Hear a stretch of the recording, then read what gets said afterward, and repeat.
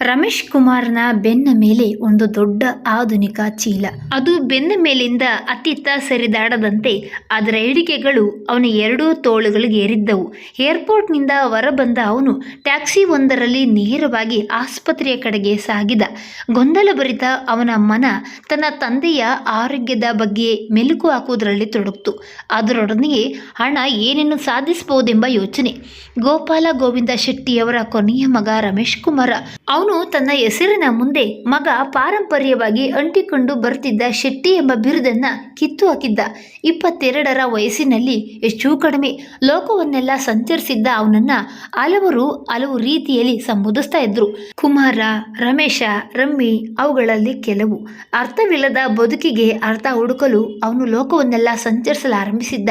ಅದಕ್ಕೆ ಪೂರಕ ಎಂಬಂತೆ ತಂದೆ ಹೇರಳ ಆಸ್ತಿಯನ್ನ ಸಂಪಾದಿಸಿದ್ರು.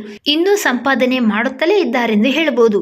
ಅವನ ಉಚ್ಚಾಪಟ್ಟೆ ಅಲೆಮಾರಿ ತಿರುಗಾಟ ಒಳ್ಳೆಯದಲ್ಲವೆಂದು ತಂದೆಯ ವ್ಯವಹಾರದಲ್ಲಿ ಕೈ ಚಾಚಬೇಕೆಂದು ಅವನಿಗೆ ಹಲವಾರು ರೀತಿಯಲ್ಲಿ ಹೇಳಿ ಸೋತಿದ್ದರವನ ತಾಯಿ. ಆ ಬಗ್ಗೆ ಒಂದೆರಡು ಮಾತು ಮಾತ್ರ ಆಡಿದ್ದ ಗೋಪಾಲ ಗೋವಿಂದ ಶೆಟ್ಟಿಯವರು ಹೆಚ್ಚಿಗೆ ತಲೆ ಕೆಡಿಸಿಕೊಳ್ಳುವ ಗೋಜಿಗೆ ಹೋಗಲಿಲ್ಲ. ರಮೇಶ ಲೋಕದ ಯಾವ ಮೂಲೆಗಿದ್ರೂ ಆಗಾಗ ತಾಯಿಗೆ 4 ಸಾಲು ಬರೆಯುತ್ತಿದ್ದ. ಅವನು ಪ್ಯಾರಿಸ್ನಲ್ಲಿದ್ದಾಗ ತಂದೆಯ ಅನಾರೋಗ್ಯದ ವಿಷಯ ಅವನಿಗೆ ತಿಳಿದಿತ್ತು. ನಿಖರ ವಿಳಾಸವಿಲ್ಲದ ಅವನನ್ನು ಅಲ್ಲಿಯ ಪೊಲೀಸ್ನವರು ಹುಡುಕಿಕೊಂಡು ಬಂದು ಪತ್ರ ಕೊಟ್ಟಿದ್ರು. ಇದಕ್ಕೆ ಕಾರಣ ತಂದೆಯ ವರ್ಚಸ್ಸು ಮತ್ತು ಹಣದ ಪ್ರಾಮುಖ್ಯವೆಂಬುದವನಿಗೆ ಚೆನ್ನಾಗಿ ಗೊತ್ತಿತ್ತು. ಹಣದ ಮಹತ್ವದ ಬಗ್ಗೆ ಇಷ್ಟು ಗೊತ್ತಿದ್ರೂ ರಮೇಶನಿಗೆ ಅದರ ಬಗ್ಗೆ ಒಂದು ಬಗೆಯ ಉದಾಸೀನತೆ.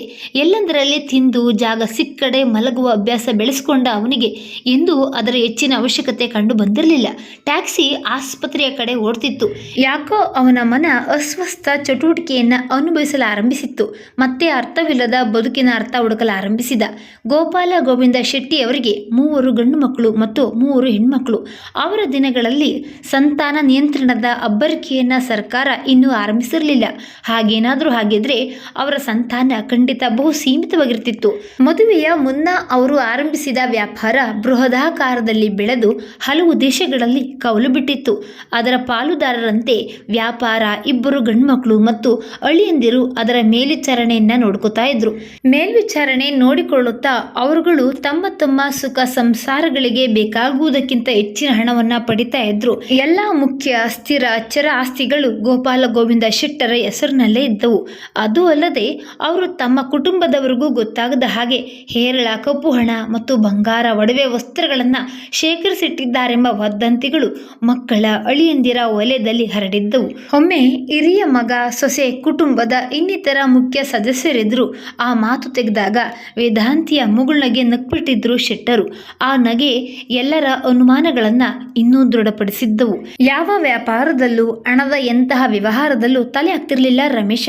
ಅವನು ಎಲ್ಲೇ ಇದ್ದರೂ ಕೇಳಿದಷ್ಟು ಹಣ ಕಳಿಸಿಕೊಡುವ ವ್ಯವಸ್ಥೆ ಮಾಡಿದ್ದರವನ ತಂದೆ. ಆದರವನು ಹಣ ಕೇಳ್ತಾ ಇದ್ದದ್ದು ತೀರಾ ಅಪರೂಪ.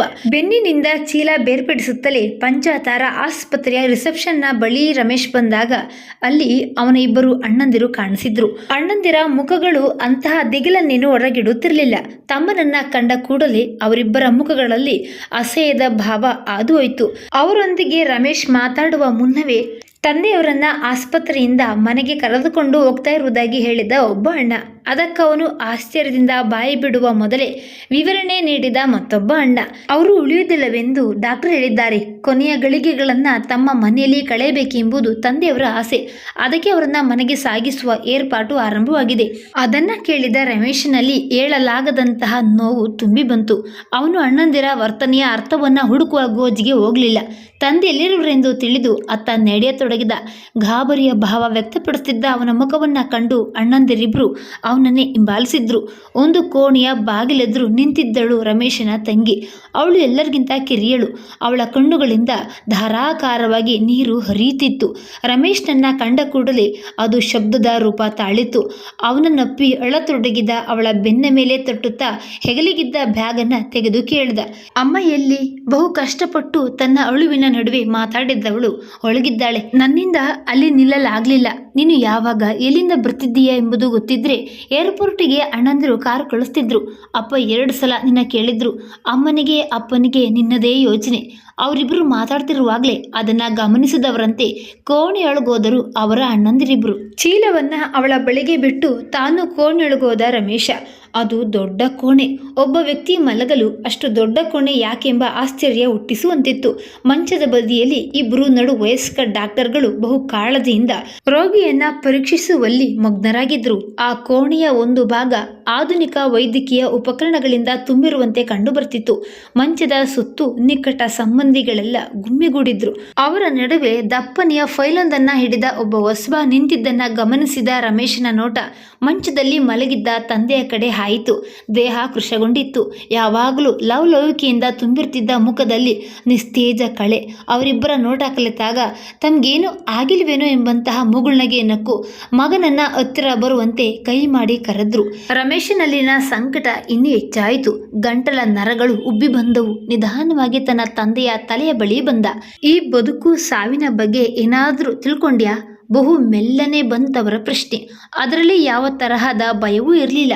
ಇಂತಹ ಸಮಯದಲ್ಲಿ ತನ್ನ ತಂದೆಯಿಂದ ಇಂತಹ ಪ್ರಶ್ನೆಯನ್ನು ನಿರೀಕ್ಷೆ ಮಾಡಿರಲಿಲ್ಲ ರಮೇಶ.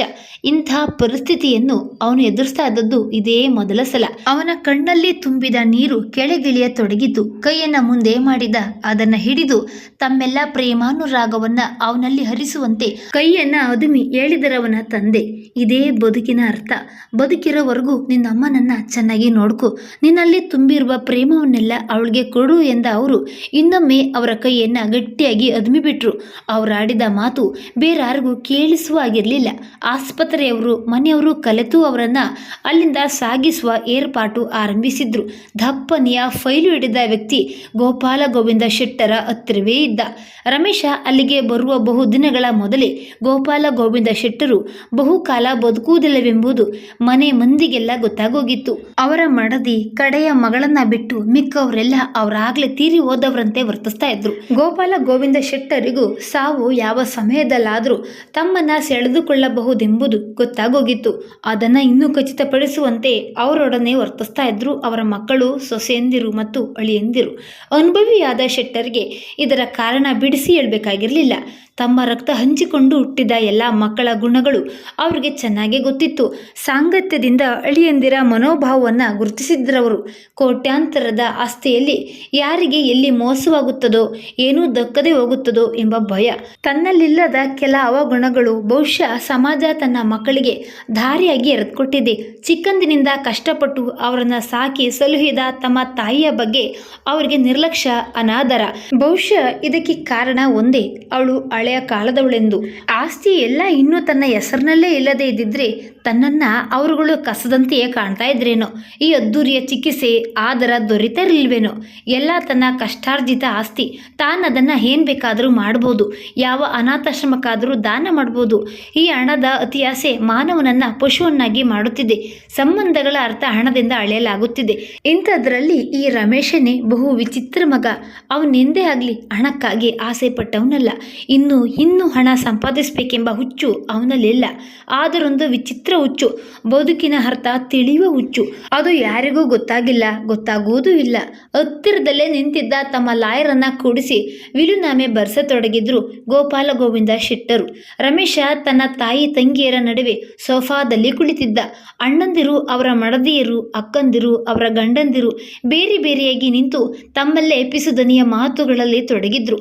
ಅವರೆಲ್ಲರ ಮುಖದಲ್ಲೂ ಪರೀಕ್ಷೆಯ ಫಲಿತಾಂಶಕ್ಕಾಗಿ ಕಾದು ನಿಂತವರಂತಹ ಭಾವ ವ್ಯಕ್ತವಾಗ್ತಿತ್ತು.